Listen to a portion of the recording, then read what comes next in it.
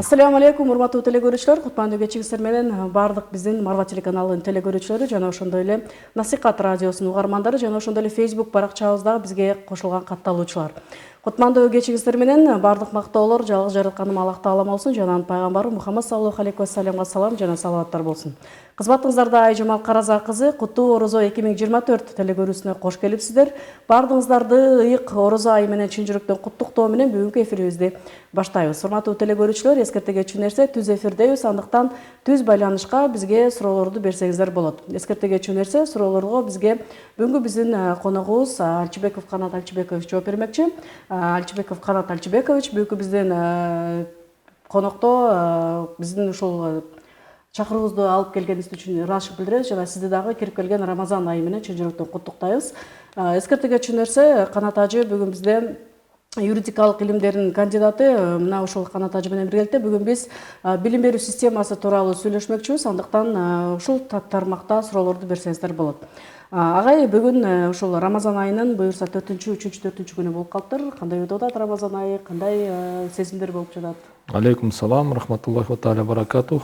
Урматтуу телекөрүүчүлөр, баарыңыздарды мен дагы учур менен пайдаланып, ыйык Рамазан айы менен куттуктап кетмекчимин. Жана туткан орозоңор баарыңыздарга кабыл болсун. Аллах субхана тааля туткан орозоңорго береке берген болсун. Кандай сезимдер болуп жатат?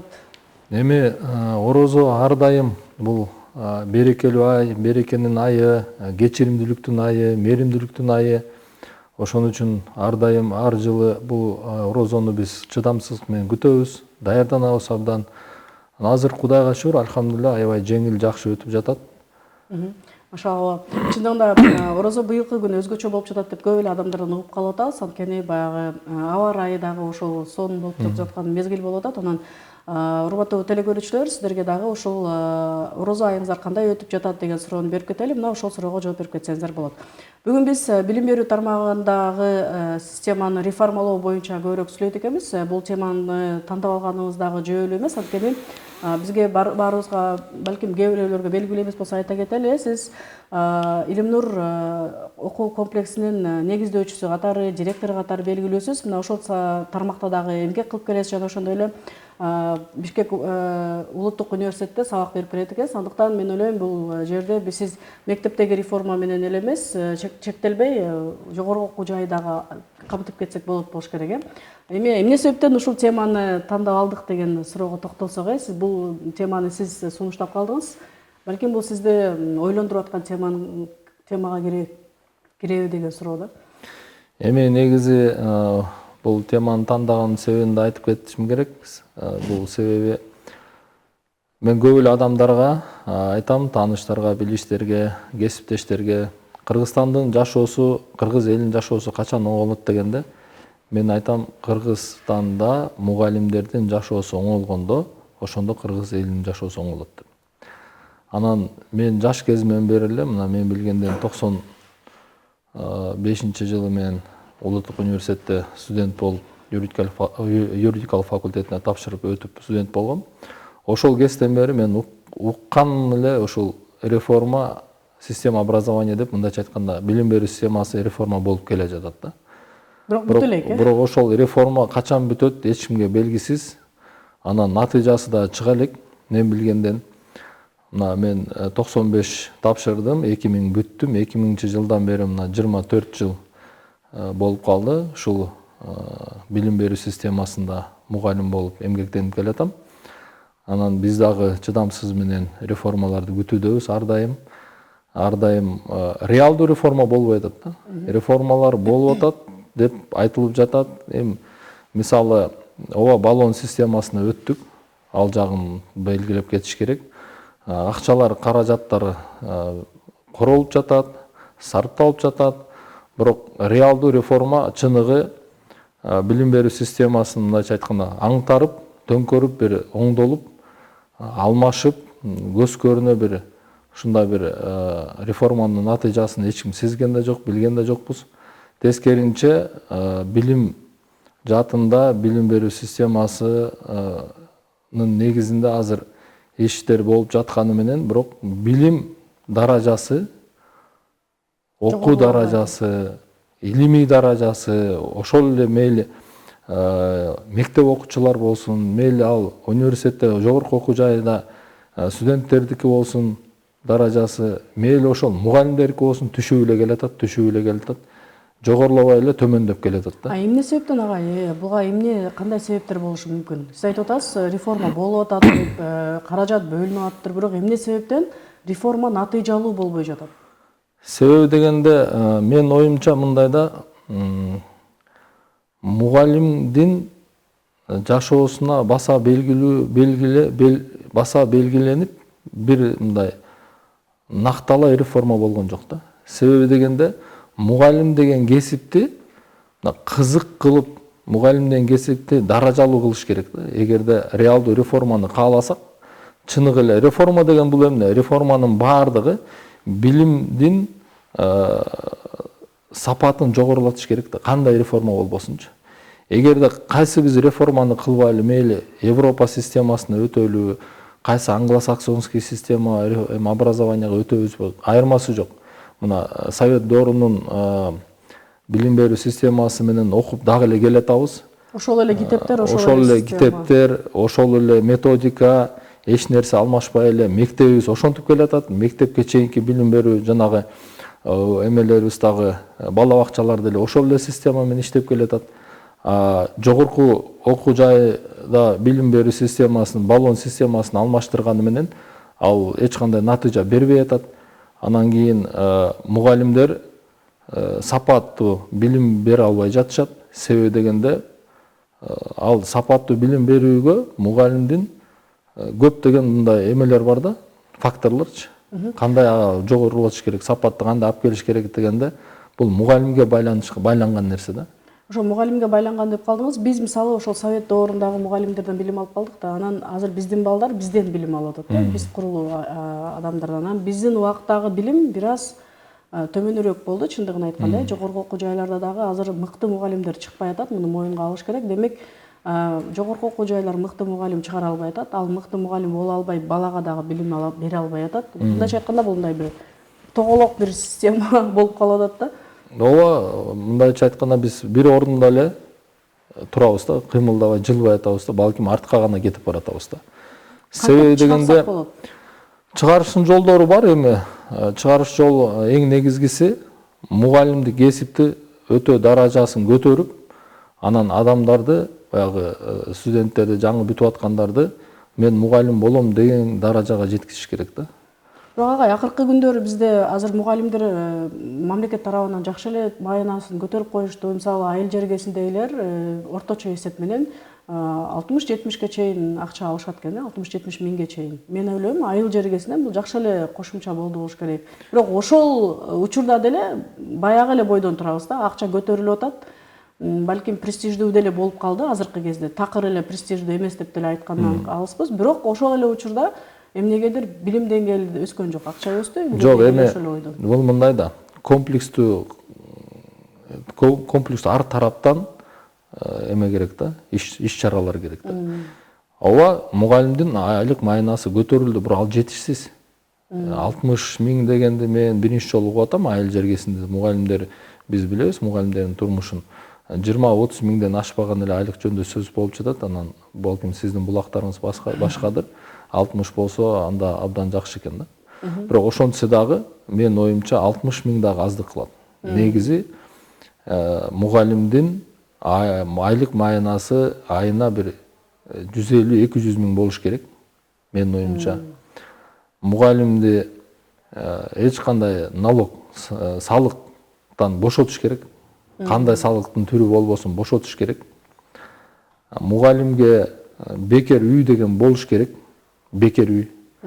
Мугалимге жанагындай коомдук унааларга түшкөндө бекер жүргөндөй кылыш керек. Үй барларга баягы бекер үй берилген соң, же кайсы бир ижарага болобу жашап аткан болсо дагы мугалимдин жана коммуналдык ар кандай төлөмдөрү бар, ошолордун баарынан бошотуш керек да. Ушуга чейин барыш керек. Керек болсо ушуга чейин барыш керек. Бул демек ушундай кылсак, эгерде мугалимчиликке кызыгып балдар окуйт. Мен мугалим болом дейт да. Анан ошол балдар окуйм, мугалим болом дегенде өзүнөн өзү нукура конкуренция башталат. Таймаш башталат, мындайча айтканда. Анан мыктылары чыгат, Анан мыктыларын тандап алып баштайбыз да. Бирок агай, бизде азыр мугалимдер жетишсиз. Чындыгын айтканда, сизде деле мектеп бар, сиз деле бул нерсе менен туш болдуңуз болуш керек. Ошентип иргеп алганга биздин мүмкүнчүлүгүбүз барбы? Азыр анча жок. Азыр иргеп алганга эмес, мугалим болом деген кишини эле алабыз да азырчы. Өзүбүз ошону үйрөткөнгө аракет кылабыз. Сапатына көңүл бурулбайт. Жок, ал кандай мугалим болбосун, жаңы бүткөн бала сапат эч нерсени көрсөтө албайт. Ооба, ал тырышып, аракет кылып бир деңгээлге өсүшү мүмкүн, бирок андайлар өтө чанда. Анан биз мугалим болом дегенди эле алып атабыз да. Болом дегенди эле алып, ошону үйрөтүп, анан ошого бир кандай бир сапаттуу билим бергенге аракет жасап, ошентип үйрөтүп атабыз. Эми бул жеке мектептер ар кандай ыкма менен кызыктырат, акча менен кызыктырат, ар кандай мындайча айтканда социалдык бир пакеттер менен кызыктырат. Алар себебинен аларда акча бар, алар аны кыла алат. Бирок мамлекет андай деңгээлде кыла албай атпайбы? Мисалычы, мамлекеттик мына канча мектептер, жаңы мектептер курулуп атат. Кудайга шүгүр. Ар кандай долбоорлор менен курулуп атат, бирок ошол мектептерде мугалим жок, жетишсиз. Ооба, жетишсиз. Ошол окуй турган балдар көп, сабак бере турган киши жок. Ошондой акыбал болуп атпайбы азырчы? Ооба, мисалы сиздин реформаларыңыз көпчүлүк учурда эле сиздин эле эмес, такыр башка деле реформаны алып көрсөк, баардык реформа келип туруп финансыга такалат да. Азыр сиз айтып аткан нерсе деле көп миллиардтаган акча кете турган реформа болуп атат. Анан мамлекет ушуга даярбы, даяр эмеспизби, көз карашыңызча? Мамлекет келечектеги бир 10 жыл деп коеюнчу, жок дегенде 10 жыл ичинде мамлекет 10 жыл эмес, 5 жылдын ичинде кылып салат керек болсо. Мамлекетте күч көп. Ар кандай булактары көп. Мамлекеттин көңүлү болсо эле, эгерде ушул тармакка көңүл бурабыз десе, ушул тармакты мындайча айтканда приоритетный дейт го, баягы биринчи орунга кое турган болсо, ооба чын эле Кыргызстандын келечеги билимге көз каранды экен, билим системасына, билим берүү системасына, билим берүү системасы адамга көз каранды экен депчи. Мугалимдерге көз каранды дегенди түшүнө турган болсо, анда болду, ал каражат табылат. Гапар Мадаминов деген агайыбыз бар, таанып болушуңуз керек, чоң бир фурор жараткан агайдын катарына кошуп калабыз кээде. Анан бирок ошол агайдын эгер алып көрсөк, агай бир тиын акчасы жок эле, ошол айылдагы эле бир эч кандай бир өзгөчөлүгү жок эле жерден бир уникалдуу балдарды чыгара алды да. Ушуга кандай көз караш? Демек, мен мындай ойлоп калдым, кээде балким акча деле роль ойнобойт окшойт депчи. Жок, эми мындай да 1000ден бири, миллиондон бири деген ал болот. Ар бир эрежеде өзүнүн бир исключение деп коет го, андай бар да. Эми ал Мадаминов агай ошол бир айылдын ичинде, балким райондун ичинде аракет кылып, балдар тандалды да баары бирчи. Аракет кылып иштеди. Мугалимдер негизи эле ушундай калкта, булар баягы акчасыз деле иштей бергенге макул да. Негизичи. Мугалим ошон үчүн мугалимчиликти ошон үчүн тандайт, ошондой адамдар тандайт да мугалимчиликти. Байым, кенен жашайм, жана башка деген адамдар мугалим боло албайт. Башынан эле боло албайт да. Бирок ошондой өзүнүн жанын, өзүнүн убактын, өмүрүн берем деген кишилерди мамлекет дагы туура деңгээлде, татыктуу деңгээлде колдоп койсо, эми чет мамлекетте ушундай го, мугалимдердин деңгээли башка деңгээл. Аларды колдойт мамлекет. Мугалим болуу үчүн эң жакшыларды тандап алышат мамлекетчи. Эң жакшы шарттарды берет. Коомчулукта мугалимдердин даражасы өтө бийик. Мисалычы, жаш болсо дагы чоң ысый урматка ээ болот. Бизде да ошондой даражага алып келиш керек мугалимдердин даражасынчы. Анан балдарга келсек, мугалимдерди иреттеп алдык дегенде түшүнүктүү, эми аны баарыбыз эле түшүнүп турабыз, колубуздан келген нерсени жасап атат, аны түшүнүш керек да. Анан бирок балдар, азыркы кездеги балдардын билимге болгон умтулуусу кандай сиздин көз карашыңызда? Сизде мисалы канча балаңыз бар мектепте? Бизде бир 200-300 ушундай бала бар. Эми балдар мындай да. Балдарга келе турган болсок, жаман окуучу болбойт. Жаман тарбиялоочу, жаман устаз болот да. Болду, ушул сөз менен эле бүтүрсө болот бардык нерсени, негизи. Кандай бала болбосун, аны кызыктырса болот. Албетте азыр көйгөй балдар жараткан жок. Көйгөйдү балдардын ата энелери жаратып атат да. Балдарды өтө эркелетет. Эми биз жеке мектеп болгондон кийин, төлөм акысы болгондон кийин бизге ошо мындай тандалып төлөй тургандар, ошону төлөй турган үй бүлөнүн балдары келет да. Мүмкүнчүлүгү бар балдар. Мүмкүнчүлүгү бар балдарчы мындайча айтканда. Анан ошол мүмкүнчүлүгү бар балдар анча-мынча эрке болот, анча-мынча мындай ата энесинин колунда болуп, бала мындай кыйынчылыкты көрбөгөн балдар көбүнчө окуйт. Анан кийин ошол ата энелери ошол балдарга көзөмөл кылбай эле ошо эркелеткен үстүнө жүрө берип, анан эч кандай бир балдардын тарбиясына салым кошпой жатат да азырчы. Ата энелер ойлоп атат, биз ошо тыйын менен саптап, ушундай кийимин алып берип, тамагын алып берип койсо эле мына биз милдеттен кутулуп атабыз депчи. Ошон үчүн балдар туура эмес нукка кетип баратат. Ага балдар күнөөлүү эмес, ага ата энелер күнөөлүү. Ата энелер деген тескеринче мектепте мугалимдер менен чогуу чаран иш кылып, биригип туруп, эгерде мектептин ишине кошулуп, кол кабыш кылып жардам бергенде балдардын деңгээли өскөндөн эле өсө берет. Ооба, чындыгында бир ушундай бир эфирде дагы биз дагы билим берүү тармагы жөнүндө сүйлөшүп калдык элек, доцент менен. Ошол агайым айтты эле, биз билим берүү системасын ата энеден башташыбыз керек, биз ата энелер үчүн мектеп ачышыбыз керек. Ооба, сөзсүз. Депчи, анан ушул деңгээлде дагы мисалы сиздерде, мисалы мектеп сиздин мектебиңизди ала турган болсок, ата энелер менен кандай иштешесиздер? Биз эми кийинки убакта ошо ата энелер менен тыкыз байланышта болуп жатабыз. Ар кандай активдүү конкурстарды, викториналарды өткөрүп, ар кандай маарекелерди өткөрүп жатабыз. Бирок негизги менин оюм, бул көп жылдан бери мындайча бышып келаткан ой, ата энелердин клубун ачалы депчи. Ошол жакта анан бүт көйгөйлөрдү ачык айкын эметип. Бирок азыркы кезде дагы бир көйгөй турат бул жерде. Ата энелер активдүү эмес болуп атат да. Биздин ар бир чакырыкка ата энелердин келиши, мисалы 100% ата энелердин ичинен көп болсо 30% келет. Калган 70% иш менен алек, убакыты жок, жана башка ошо керек болсо ата энелердин чогулушуна дагы бирин серин келишет да. Силер бизге телефон менен айтып койбойсуңарбы, WhatsApp менен жазып койбойсуңарбы деген ата энелер көп аябайчы. Сизге суроо келиптир, Илим Нурдун башка филиалдары барбы, Туңгуш жакта деген суроо келиптир? Жок, тилекке каршы Илим Нурдун башка филиалдары жок. Ошо Ак Өргөдө эле, балким келечекте болот, бирок азыр ошол Ак Өргөдөгү болгон мектебибизди ошо бекемдеп, жакшылап өнүктүрүп, өстүрүп алалы деген ой бар. Азырынча филиал жок, келечекте балким болуп калат. Школа кыздар, балдар башка окушабы дейт. Бул дагы актуалдуу суроолордун бири. Ооба, биз башынан эле мектепти ачканда ошондой тартип менен ачканбыз. Кыздар өзүнчө, эркек балдар өзүнчө окуйт биздин. Канчалык деңгээлде ушул эффективдүү экен агай, сиздин байкашыңыз боюнча? Анткени бул бирин серин эле мектеп бар Бишкекте, ушундай бөлөк окуу. Ооба. Бул өтө мындай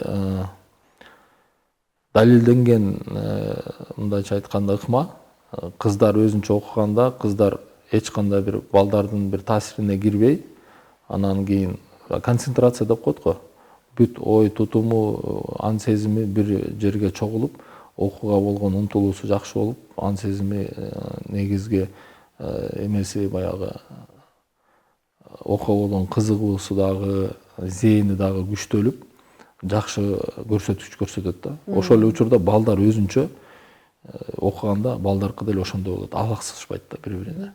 Мисалы мындай суроодо агай, бизде азыр реформа болот деп айтып калдык. Анан ушул өзгөрүүлөргө билим берүү министрлиги өздөрү кандай карашат? Мисалы сиз өзүңүздүн мектебиңизде ушундай кыздарды бөлөк окутуп атасыз, балдарды бөлөк окутуп атасыз, мындай басып бөлүп кандай эффективдүүлүгү бар экен, же болбосо кандай сунушуңар бар деп мындай сураган учурлар барбы сиздерден? Анткени сиздин өзүңүздүн ыкмаларыңыз бар да, ооба, эми азырынча анчалык мындайча айтканда андай байланыш болуп же андай бир баарлашууга келе элекпиз.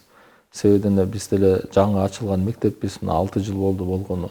Анан биз ошол автордук өзүмдүн бир программам бар. Ошол программа менен албетте билим берүү системасынын программасына кошумчалап биз өзүбүздүкүнө кошконбуз. Мындайча айтканда 70-ке 30 дегендей сыяктуучу пайыз менен. Анан ошону окутуп келатабыз. Ушул программабыз ишке ашып, бир натыйжалар болгондо анан биз сунушталабыз да. Ошол деңгээлге жете элекпиз. Жеткенде анан сунуштап, билим берүү министрлигине барып, айтып, мына биздин методика момундай, монтип окуп келдик, мондай натыйжаларга келдик. Эми бөлүшөлү, келгиле силер да бир көңүл бургула карап биргелешип иш кылалы депчи. Бирок агай, сиз жеке менчик катары ошол методикаларды өзүңүз кыла аласызбы же кандайдыр бир деңгээлде билим берүү министрлигине баш ийип каласыздарбы? Система Жок, сөзсүз да биз эми билим берүү министрлигине көз карандыбыз да. Жеке менчик мектеп болсо дагы биз бүт баардык иш аракетибиз ошол билим берүү министрлигинин эмесинде көз карандыбыз, анан алардын көзөмөлүндөбүз да.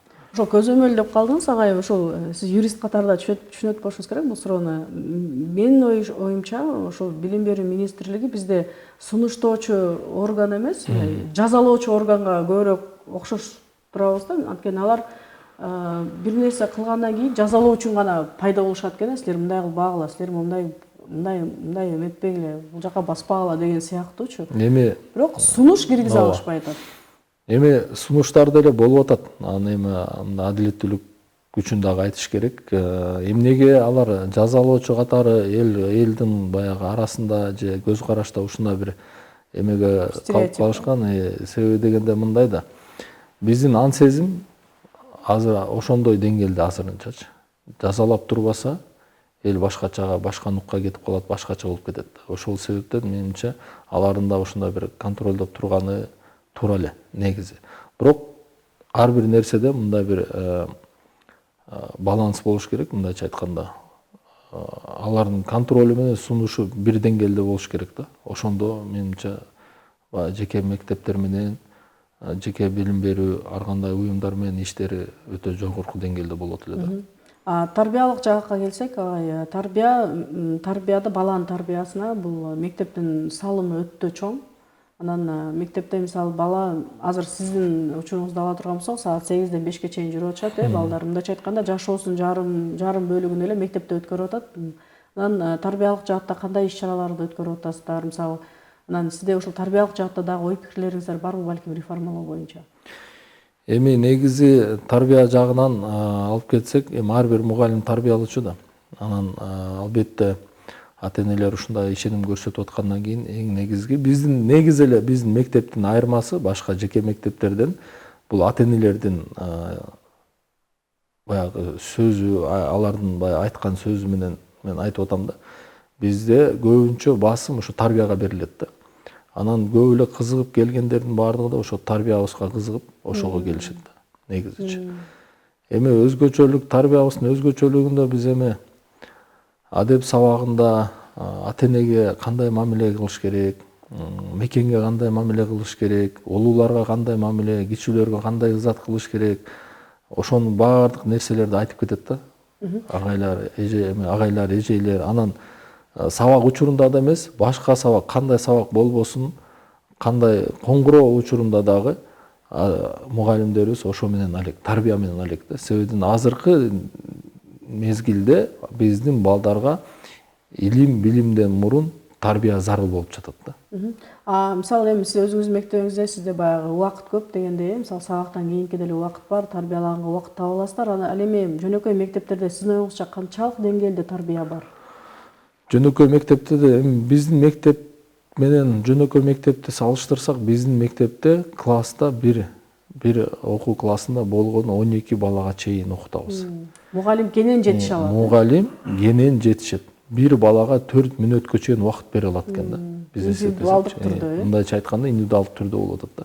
Анын сабагына, анын тарбиясына баардык жагынан жетишкенге мүмкүнчүлүк бар. Себебинде биз класстын толумун ошентип 12 адам менен, 12 окуучу менен чектедик. Эми мамлекеттик мектептеги мугалимдер деле ошондой эле таланттуу, ошондой эле жакшы адистер. Бирок алар мындайча айтканда 50 бала менен 35тен өйдө 40-50ге чейин жетет да. 50 баланы 40 мүнөттө кандай ал мүмкүн эмес. Анча баланы тарбиялаш дагы, анча балага туура жакшы сапаттуу билим бериш дагы, сабак өтүш дагы өтө оор. Себебинде бала деген бала бирөө ыйлайт, бирөө ооруйт, бирөө ар кандай мүнөздөр ар кандай да. Ошонун баарын бир жерге топтоп, бири ойго алып келип, бири тартипке алып келиш, бул сабагың бүтүп калбайбы? Өтө кыйын, э? Өтө кыйын да. Окуунун контрагы канчадай? Төлөм акы тууралуу сурап атышат окшойт. Бул баягы сиздин мектебиңиздин контрагы тууралуу окшойт. Бизде бир жылына окуу жылына 230 миң. Бул эртең менен кечке чейин окушат. Анан ошонун ичинде тамак ашы кирет, спорттук секциялар кирет, кошумча сабактары кирет. Эгерде түшкө чейин окуй турган болсо 150 миң сом бир окуу жылына. Чындыгында эң сонун мүмкүнчүлүк сиздерде мисалы сабагын окуп ошол эле учурда физикалык жактан дагы башка дагы бир сабактар, факультативдик сабактар бар экен. Бул эң сонун дегендей, бирок баардык эле ата эне чындыгында баласына ошондой окууну берүүнү каалайт да. Бир дагы ата эне мисалы мен баламдын андай деңгээлде окуу алуусун каалабайм дегенде өрбөйт болуш керек. Бирок тилекке каршы баарынын эле мүмкүнчүлүгү жете бербейт да мындай окуу жайгачы. Анан ушундай акыбалда турабыз. Ата эне жардам берүүсүн келет мисалы, бирок колунан келбейт да. Анан жөнөкөй жаран катары ушул реформалоого кандай салым кошо алат? Эми ата эне жөнөкөй жаран катары мисалы жанагындай мектепте окута албаган ата эне жөнөкөй мамлекеттик мектепте окутса деле, ал ата эне ошо мугалимдин ишин кылыш керек үйүнөн да. Жардамдашып, толук кандуу мугалимдин ишин үйдөн кылса, анан ошо мамлекеттик мектепте окуган бала деле ошондой ийгиликтерге жетишет. Себеби дегенде ал эгерде үйдө кароосуз калып, үйдө жардам болбосо, энеси карабаса мисалы.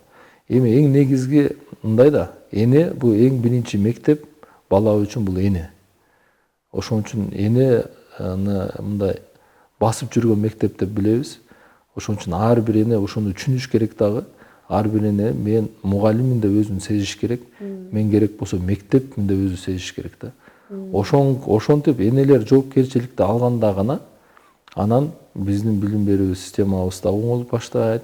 Биздин балдарыбыздын дагы билим сапаты жогорулай баштайт. Качан мындай да эки кол эми бириккенде гана үн чыгып атпайбы? Мектеп бир кол болсо, экинчи кол ата эне болуш керек да. Экөө бириккенде анан үн чыгат да. Антпесе үн чыкпайт. Же шымды деле мисалы аялдар шым үтүктөгөндө бир жагынан үтүктөп койсо кыр чыкпайт, эки жагынан үтүктөгөндө кыр чыгат. Ошондой эле баланы биз эки жагынан үтүктөсөк, анан ошол баладан кыр чыгат да. Сиз туура айттыңыз, азыркы кезде ошол ата энелер чындыгында эле мектепке өзүнүн дагы жоопкерчилигин берип салгандай болуп атат да. Анан бизде мугалимдер мектептер менен мындай чогуу иш алып барбай эле барып туруп баягыдай сураган сыяктуу, требование деп коет го кыргызча, барып туруп эле орусча дегенде, барып туруп эле эмнеге муну кылбайсыңар, тигини кылбайсыңар дегендей эле ар дайым ушул мектеп менен мугалим ортосунда бир кандайдыр бир ар дайым пикир келишпестиктер көп жаралып келет. Сиздерде да ушундай учурлар болобу? Бизде деле ошондой учур ар дайым, себебинде бизде мындайча айтканда өзгөчө андай учурлар жаралат. Акча төлөп атпайбыз. Биз акча төлөп атабыз деген нерсе ушул ата энелерди кичине адаштырат. Ошол себептен алар бизге мындай ата эне катары келбей, мектепти мындай мектеп катары сезбей эле баягы клиент менен мен клиентмин, кардармын деп эле ошондой бир мааниде мен төлөдүмбү, болду эми анда мен каалагандай болуш керек. Эң болбосо мен каалагандай болбосо дагы эмнеге момундай болуп атат деген бир суроолорду жаратып эле анан мектеп эмнеге менин балам эң кыйын эмес деп, эң кыйын эмес же менин балам каралбай калыптыр жана башка иш кылса толтура талаптары көп да. Сизге суроо келиптир. Ассаляму алейкум дейт. Алейкум ассалам. Окуучуларды сабакка кызыктыруу үчүн кандай чараларды колдоносуздар дейт? Эми азыр бул мындай да, окуучуларды кызыктыруу үчүн ар бир мугалим өзүнүн сабагынын баягы эмесине жараша, нугуна жараша өзүнүн ыкмаларын пайдаланышат да. Ал мугалимден менин оюмча 70-80% баланы кызыктырыш үчүн мугалимге көз каранды болот да. Эми биздин мектеп англис тили менен араб тилин терең окутат. Ошого мындай басым белгилеп окутабыз. Эми англис тил менен араб тилин кызыктырганда биз ошо тилдин маанисин, тилдин канчалык баягы азыркы жашоодо пайдасы бар экенин билдирип, балдарга түшүндүрүп, далилдеп, ошо канчалык тилди көбүрөөк тил билсең, ошончолук көп адам менен баарлашасың, ошончолук көп мүмкүнчүлүгүң пайда болот деген ушундай бир кызыктыруу иштерин алып барабыз ар дайым. Бирок жекече ар бир мугалим жекече өзү ар бир баланын баягы психологиясына карата иш кылышып ар бирин кызыктырган аракет жасашат. Сиздин мектебиңизде англис тили жана араб тили, түрк тили бар деп айтып Быйыл кеттиңиз, 2 жылдан бери түрк тилин да коштук да. Анан жөнөкөй мектептерде сабактар араб, түрк тилдерин алып салганда бир 6-7 сааттык сабак өтүшөт, мисалы бул дагы чоң нагрузка деген талкуулар болуп жатат, азыркы учурда кыскартыш керек деген. Сизде дагы 3 сабак кошулганда бул 9 сааттык нагрузка болуп калат да. Ушул тапта, мисалы ошол тармакта карасак, балага өтө чоң. Жок, ал 9 саат эмес. Бизде норма менен эле билим берүү министерствонун баягы министрлигин билим берүүнүн өзүнүн бир нормасы бар да. Күндө мынча саат өтүш керек дегенчи. Анан албетте баягы түштөн кийинки бизге мүмкүнчүлүк болгон үчүн түштөн кийин да кошумча сабактар болот. Эми мен жеке оюм да. Ооба азыр ошондой ойлор көп жаралып атат. Балага көп нагрузка бербеш керек. Баягындай оор болуп калат, чарчап калат дегенчи. Мен өзүм жекече балдарымдын тарбиясын алып келе турган болсом, алардын окуткан баягы ыкмаларын баарын пайдаланганда тескеринче балага көбүрөөк бош убакыт калса, ал ошончолук ошол бош убакытты өзү билген, мындай башка нерселер менен керек эмес, зыян, пайда алып келбеген ушундай бир эмелер менен алектенет да. Бул жакта саламатсыздарбы? Азыр технологиянын заманы дейт. Заманыбыз өзгөргөн сайын мугалимдер дагы өзгөрүү менен окутуп келет дейт. Алган маянабыз 25 миң, анан каяктан 80 миң, 70 миң сомду кайсыл жактан алып атышат деп жана мен айткан маалыматыма карата айтып атышат окшойт. Мен Нарын областынын Атбашыр районунун алдым да, анткени ошол жактан жакын эле бирөө менен сүйлөшүп калдым эле, 60 миң алат экен, кыргыз тилчи мугалим экен да. Ошол себептен айтып калдым. Анан мындай суроодо агай, сиз айтып калдыңыз, ушул канча ар бир балага индивидуалдуу подход жасайбыз депчи, анан канчалык деңгээлде мугалим кайсыр бул деңгээлде чыгармачыл болуш керек экен да. Мугалимдин сабак берүүсү чыгармачылыкка көбүрөөк байланыштуу экен да. Анан бул тарапта дагы бизде көп методикалар бар, ойноп дегенде кандайдыр бир нерселерди жасап, албетте мамлекеттик мектептерде сиз айткандай 60-70 бала бар жерде аны жасоо мүмкүнчүлүгү жок да. Бирок сиздин мектебиңиздерде бул мүмкүнчүлүк көбүрөөк. Бул тарапта мисалы кантип ушул нерсени жөө чечсе болот сиздин оюңузча? Биз азыр мугалимдерибизге ушул ар кандай таймаштарды жарыялап, мугалимдердин ортосунда ичинде ар кандай таймаштарды жаратып атабыз, жарыялап анан ишке ашырып атабыз. Ошол мугалимдин баягы профессионалдык чеберчилигин көтөрүш үчүн, деңгээлин көтөрүш үчүн анан балдарга берген баягы сабак ыкмаларын азыркы заманбап технологияларды пайдаланып, ресурстарды пайдаланып, ошондо ар кандай категориялар менен мындайча айтканда байгелерди коюп, мугалимдердин деңгээлин көтөрүп, кызыктырып, жакшы сабак бергенге, аларда өздөрү окуганга, илим алганга, илимин баягы чеберличилик даражасын көтөрүп, чебер болгонго көп ушундай бир ич-ара ар кандай таймаштарды уюштуруп, байгелерди коюп, кызыктырып жатабыз да. Качалык деңгээлде ошол эффективдүү? Бул эффективдүү болуп, мугалимдер албетте бири-бири менен таймашып, анан жаңы билим баягы табаларына изденишип, анан өздөрүнүн чеберлигин жогорулап атканын биз көз көрүнө көрүп атабыз да. Анан акыркы тапта биз бул суроону дагы камтып кетпесек болбойт болуш керек. Өтө талкууга алынып жаткан бул 12 жылдык окуу боюнча, ушул тууралуу дагы ой пикир айтып кетсеңиз. Эми бул батыштан келген негизги баягы система 12 жылдык. Эми алардыкы кичине башкачараак. Алардын мектептериде, окуу жайлары дагы биз мына Америкага да сапар тартып, иш сапар менен барып келдик. Ошол жакта таанышалы, билели депчи. Аларкы баштапкы класстар болуп көрүнөт экен, ортоңку класстар, анан кийин чоң класстар болуп, ушинтип бөлүнүп кете берет экен да. Эми аларга ыңгайлуу эле экен, алардын системасына туура эле окшойт. Бирок биздикине азыр бизде мындай болуп атпайбы? Балдардын окууга кызыгы кандайча айтсам, мектепте 9-класска эле чейин окусам болду. 9-дан кийин колледж же университет деп мындай. Алар студент болгусу келип, же иштегиси келип, кыскасы мектепти 9-дан кийин бүтүрүп салалы деп атат да. Ошол себептен менимче биздин Кыргызстанга бул кичине эртерээк болуш керек. Себебинен кайра эле ошол ан сезим ата-энелер, мектеп окуучу эмес, ата-энелердин ан сезими келе элек бул нерсеге. Анан мектеп окуучусу буга дагы келүүгө көп убакыт керек да. Менимче кичине эртерээк болду, бирок эми боло берсин. Боло берсин, келечекте буга да көнүп, бул ыкманды алып кетип, муну дагы бир пайда жакка иштетип кетсе болот да. Дагы бир суроо Бирок келипти. Сиздин мектепке мугалимдериңиз орточо айлыгы канча төлөп бересиз дейт? Өзүңүздүн мектебиңиздин мугалимдери сурап атат. Эми ар кандай, менимче эң азы ушу 30тан башталса, ары жагы бир 70-80ге чейин барат болуш керек биздин мектепте. Анан ар кандай премиялары көп, ар кандай кызыктырган баягындай чет мамлекетке барып эс алып келгенге ар кандай ушундай ыкмаларды пайдаланып кошумчалап берип турабыз. Дагы бир азыркы тапта акыркы учурда актуалдуу болуп жаткан бул тил маселеси. Азыр дагы бир биздин жогорку кеңеште депутат айымыбыз сунуштады эле. 1-класстан 4-5 класска чейин жалаң кыргыз тилге өтүү маселеси боюнча.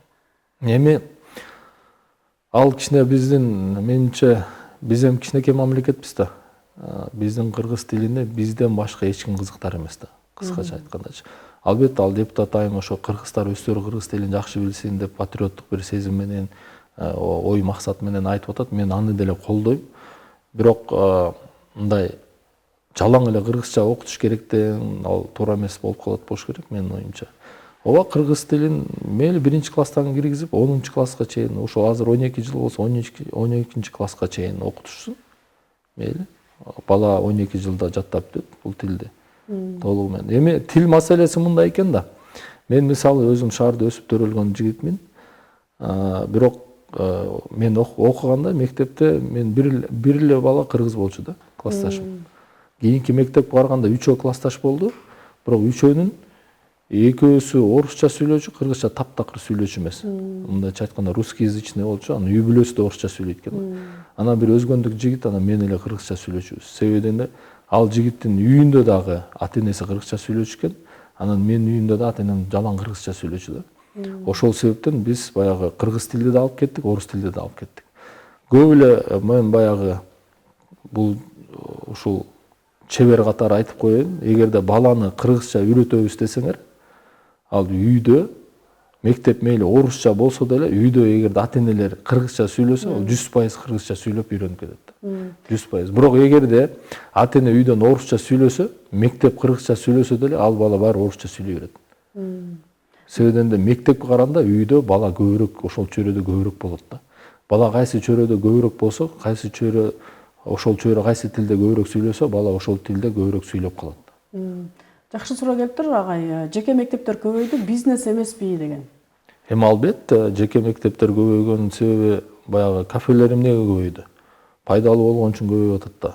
Суроо талап бар болгон үчүн, э? Бирок мектептерди ошо бизнес проект катары карап же бизнес көз караштан караганда бул балким пайданы алып келиши мүмкүн, бирок буга көп жылдар керек да. Мисалы биз 6 жыл болду, дагы эле мындай пайдасын көрө элекпиз, анан дагы качан көрөбүз дегенде мен дагы көзүм жете элек. Бул биринчиден. Экинчиден, негизги башка мектептерди билбейм, бирок мен өзүм мектепти негиздеп ачып атканда мен бизнес катары ачкан эмесмин. Биздин устабыбызда да баса белгилеп кеткенбиз ал жагын.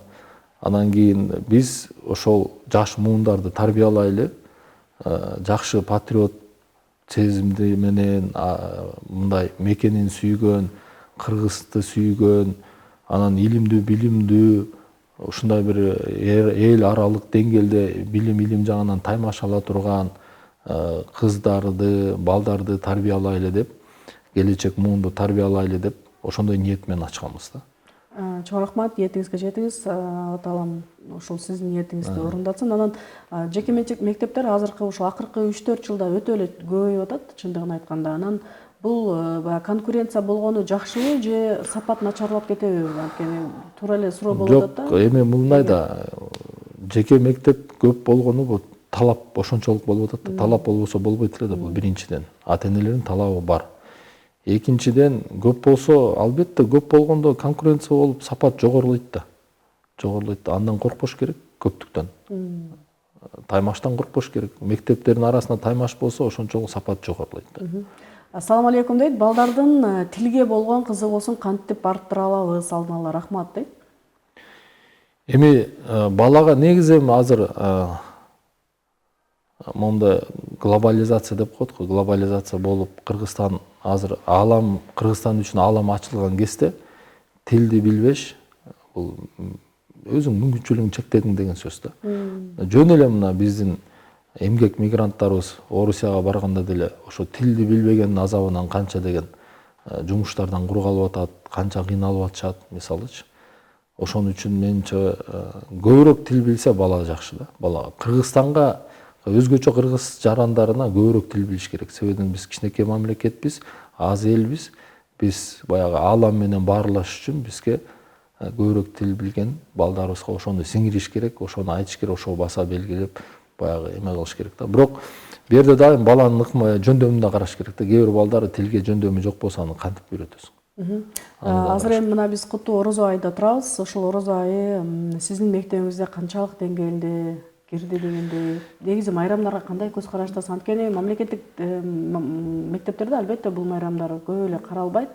Буга караганда жаңы жыл деген сыяктуу 8-март деген майрамдарды жакшыраак майрамдашат да. Муну эми ачык эле айта берсек деле болуш керек. Сиздин мектебиңизде кандай? Эми биздин мектеп кыздар өзүнчө окуп, балдар өзүнчө окуганын себебинен көбүнчө ошол намаз окугандардын ата-энелердин балдары окушат. Ыймандуулар. Албетте, эми аны антип деле баса белгилегим келбейт. Намаз окугандар деле көп, ар кандай улуттар көп, орустар да окуйт, корейлер окуйт, дунган бир туугандарыбыз окуйт дегендейчи. Ар кандай бизде мындай бир чектөө жок. Аны өзүбүздү баса белгилеп, мындай мектеппиз же мындай мектеппиз деген мындай бир позициябыз жок биздики. Биз ачыкпыз, ким окуйм десе, ким эң негизгиси биз ошо билим сапатын жогорулатып, ошол тарбия жагынан дагы, билим жагынан дагы жогорку мектеп катары бизди таанышса деп сүйүн, ушундай бир ниетибиз ошондой да. Ошого биз ыраазы болот элек. Анан эми орозо майрамынан тышкары деле бизде ар бир жума, ар бир айда ар кандай жумалар бар. Мисалы тилге арналган, кыргыз тилине, орус тилине, же бир адабият эмелерге, мисалы Чыңгыз Айтматовдун бир эмеси болсо ага арналган дегендей сыяктуучу математика жумасы болот. Анан кийин англис тил жумасы деп, мисалы ушинтип ар кандай жумалар бар. Бизде ар кандай өзүбүздүн ич ара майрамдарыбыз көп мектебибиздечи. Анан албетте биз жалпы калай калк майрамдап аткан майрамдарды четке какпайбыз. Анан эми бул Рамазан айы, орозо айыбыз куттуу берекелүү ай болгонун себебинен анан балдарынын ата-энелери орозо тутуп эметип атса, чоңоюп калган балдар дагы тутат экен. Анан биз аны дагы мындай бир эмесиз калтырбай, көңүлсүз калтырбай, көңүлдөрүн алып, биз дагы бир ооз ачууларды уюштуруп, анан ушундай бир орозого тиешелүү жакшы бир программаларды уюштуруп алып барып келе жатабыз. Чоң рахмат агай, ишиңизерге ийгилик каалайбыз. Дагы бир жолу Рамазан айыңыз менен куттуктайбыз, үй бүлөлүк бакыт каалайбыз. Анан чоң амбициялуу бир сонун проекттериңиз бар экен, ошол проекттериңиз ишке ашсын. Сиздин мектебиңизге, сиздин ошол мектепте окуп жаткан ар бир балага ийгиликтерди каалайбыз. Мен ойлойм, ошол сиздин эң сонун бир иш аракеттерди жасап атыптырсыз. Ошол иш аракетинин биз үзүрүн көрөт болушубуз керек, иншалла, келечекте. Алла насип кылса. Чоң рахмат. Келип бергениңизге ыраазычылык билдиребиз. Анткени бир интервьюңуздан угуп калдым эле, убакыт жөнүндө айтканыңызды. Убакыт эң бир баалуу нерсе, убакыт деп. Ошол убакытыңызды, баалуу нерсеңизди бизге бөлүп келип бергениңиз үчүн ыраазычылык билдиребиз. Анан бул жерде коммерциялык бир эфир катары кабыл алып калбаңыздар, урматтуу теле көрүүчүлөр. Анткени биз билим берүү системасын реформалоо тууралуу сөз кылдык. Анан Канат агайдын өзүнүн жеке менчик мектеби бар болгондугу үчүн практикага жүзүндө өзүңүз иштеп атканыңыз үчүн ушундай суроолор болуп калды. Анан сиздерге эскертип кетчү нерсе, түз эфирде кызматыңыздарда Ажымал Караза кызы алып баруучулук милдетти аткардык. Жана ошондой эле бүгүн бизде конокто Алчыбеков Канат Алчыбекович, юридикалык илимдеринин кандидаты жана Бишкектеги Илим Нур окуу тарбия комплексинин негиздөөчүсү болдук. Эмки ушул эфирде ушу куттуу орозодо жолугушканча, ассаляму алейкум ва рахматуллахи ва баракатуху.